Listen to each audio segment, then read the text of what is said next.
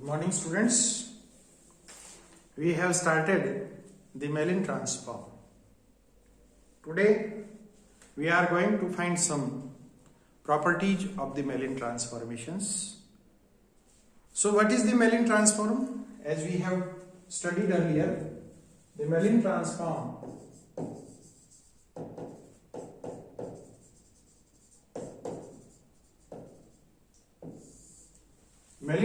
of a function fx is denoted by fp, and this fp is equals to Mellin transform of fx with respect to parameter p, and it is given by integral 0 to infinite x raised to p minus 1 fx dx. So if fp is the Mellin transform of the function fx, then fp is given by integral 0 to infinite x raised to p minus 1 fx dx. Now we will prove some properties of the Mellin transform. So first we have to find the Mellin transform of a function, and that function is 1 upon x raised to m f of 1 upon x raised to n with respect to p.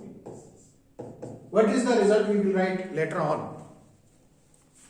So the property is that you have to find the Mellin transform of 1 upon x raised to m f of 1 upon x raised to n.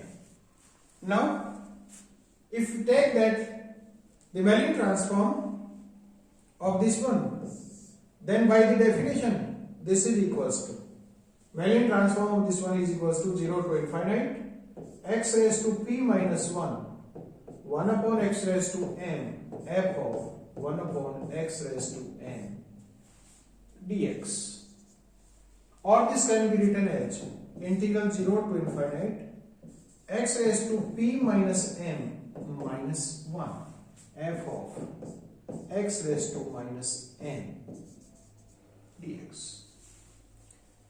Now to correlate this with the Mellin transform or the definition of the Mellin transform, if we put it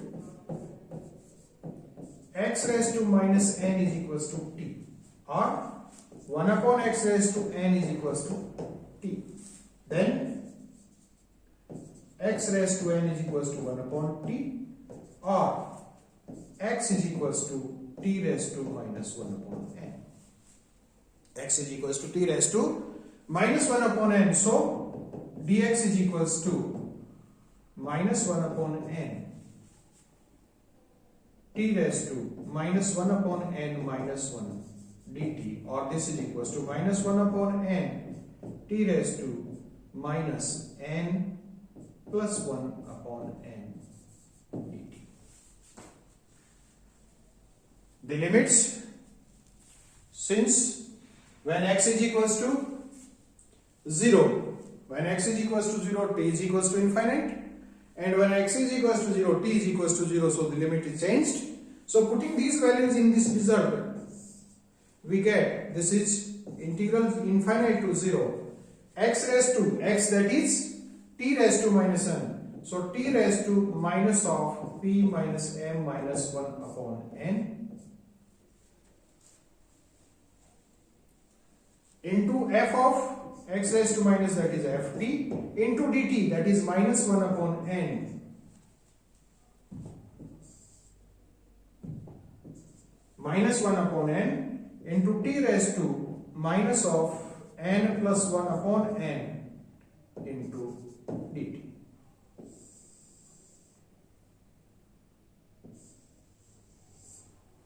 So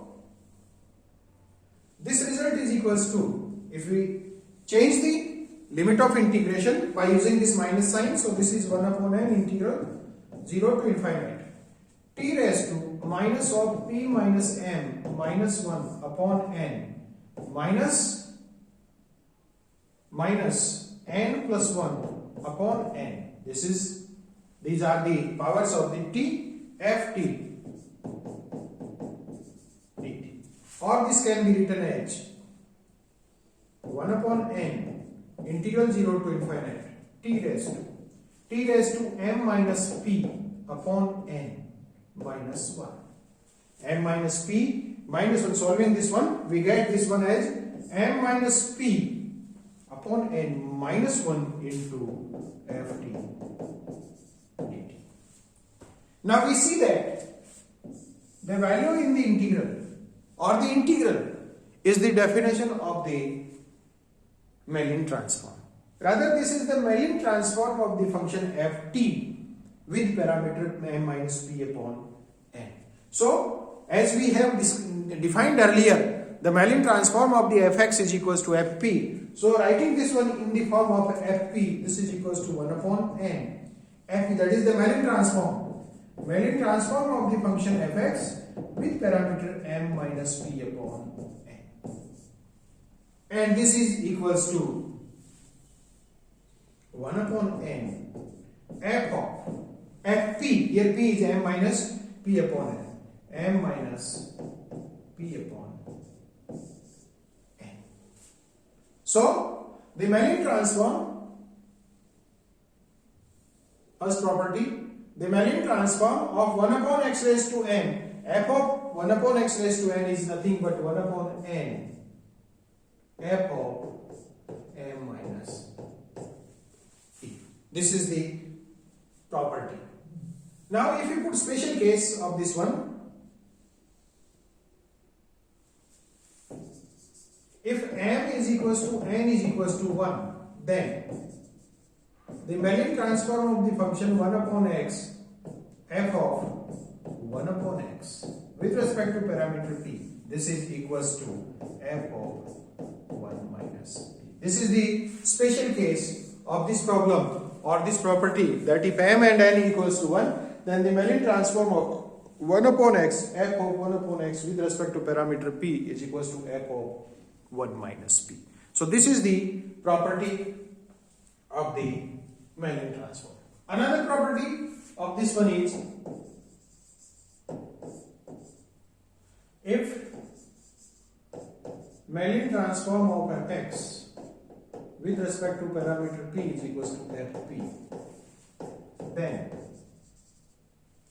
if the Mellin transform of the function fx is equals to fp, then we have to prove that Mellin transform of fx into log x, fx into log x with parameter p is equals to d by dp of x raised to p minus 1. If the Mellin transform of the function fx is equals to fp, then we have to prove that the Mellin transform of fx log x is equals to d by dp of fp, rather d by dp of fp. So, the proof of this property we start with, we know that d by dp of x raised to p minus 1, differentiation of x raised to p minus 1 with respect to p is equals to, this is equals to x raised to p minus 1 into log of x. By the definition of the differentiation, we know that the differentiation of x raised to p minus 1 with respect to p is equals to x raised to p minus 1 log of x. Now, multiplying both sides by fx and integrating with respect to x from 0 to infinite, we get multiplying equation first, both sides by fx, and then integrate with respect to x from 0 to infinite, we get integral 0 to infinite multiplying by fx. So we get this one as d by dp of x raised to p minus 1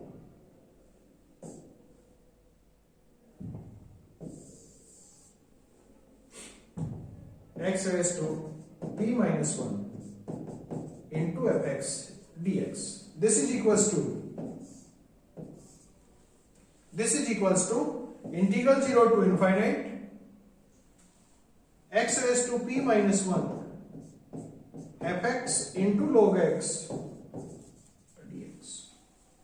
In the left hand side, if we use the Leibniz rule of differentiation under the sign of integration, this for differentiation comes out of the integral and we get this one as d by dp of integral 0 to infinite x raised to p minus 1 fx dx. And the right hand side can be written as integral 0 to infinite x raised to p minus 1 into fx log x dx. If we compare both sides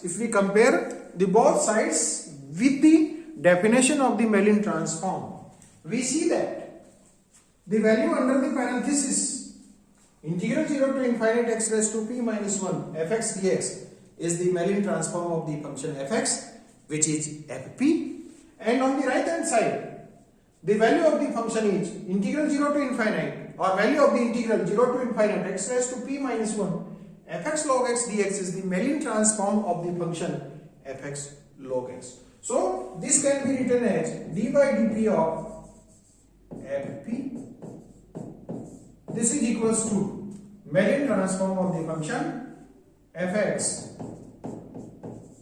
log x with respect to p. So finally we get the Mellin transform of the function fx log x with respect to parameter p is equals to d by dp of fp, which is the required result. So these are some properties of the Mellin transform which are based directly upon the definition of the Mellin transform. In next class we will also discuss about some more properties of the Mellin transform. So thank you very much.